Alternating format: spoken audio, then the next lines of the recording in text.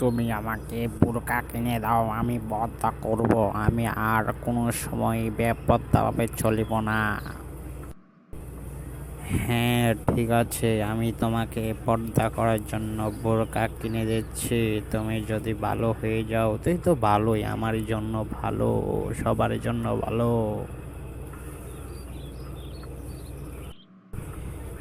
কেননা আজকে মরে গেলে কালকে 2 দিন আমাকে কবরে আযাব ভোগ করতে হবে, তার জন্য আমি আর করিব না গুনাহ।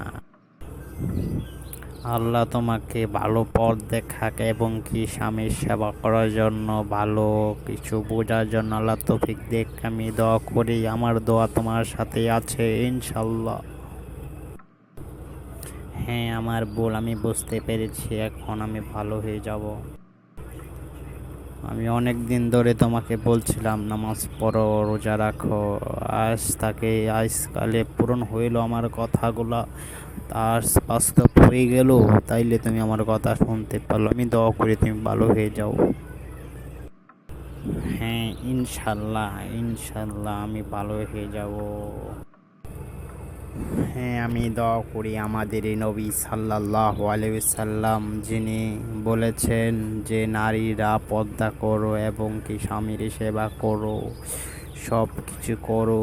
আমি দোয়া করি যে তুমি আমাদের নবীর কথা শুনবে এবং কি আমার কথা শুনবে, আল্লাহর পথে ঘুরে যাবে।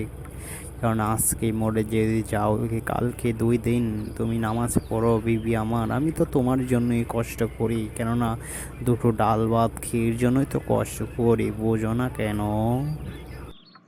হ্যাঁ, আমার স্বামী, আমি এখন চেষ্টা করিব তোমার কথা পালন করার জন্য এবং কি আমাদের নবীর কথা শোনার জন্য ইনশাল্লাহ।